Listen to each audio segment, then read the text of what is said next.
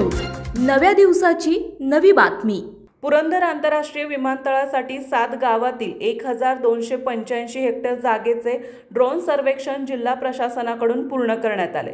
मात्र येत्या 2 दिवसांमध्ये प्रत्यक्षात जागेची मोजणी प्रक्रिया पूर्ण होणार असून ही प्रक्रिया मुदतीपूर्व पूर्ण होणार असल्याचा दावा जिल्हा प्रशासनाकडून करण्यात आला आहे। दरम्यान विमानतळाच्या भूसंपादनासाठी प्रकल्प बाधित शेतकऱ्यांना देण्यात येणाऱ्या मोबदल्याचा प्रस्ताव दिवाळीनंतर राज्य शासनाला पाठवण्यात येणार आहे।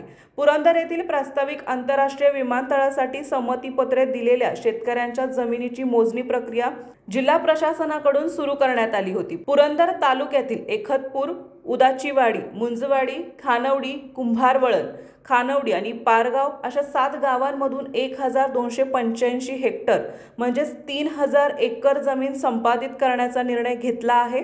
त्यासाठी 3200 शेतकऱ्यांनी 2810 एकर जागा देण्यासंदर्भातील संमतीपत्रे जिल्हा प्रशासनाला दिली आहेत।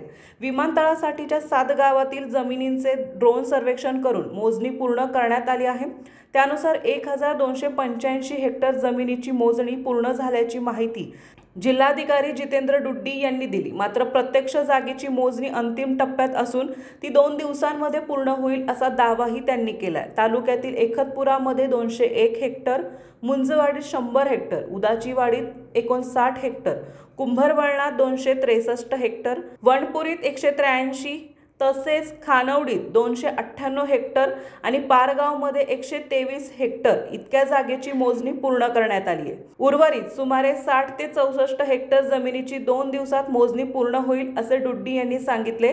मोजणी प्रक्रिया पूर्ण झाल्यानंतर दर निवाडा निश्चित करून शेतकऱ्यांना देण्यात येणारा मोबदला आणि परताव्याबाबत सरकारकडे प्रस्ताव पाठवण्यात येणार आहे। त्यानंतर थेट भूसंपादनाची प्रक्रिया सुरू करण्यात येणार आहे। आपल्या परिसरातील महत्त्वाच्या बातम्या पाहण्यासाठी आजच नवप्रभात न्यूज चॅनलला YouTube वर सबस्क्राइब करा आणि बेल आयकॉन प्रेस करा।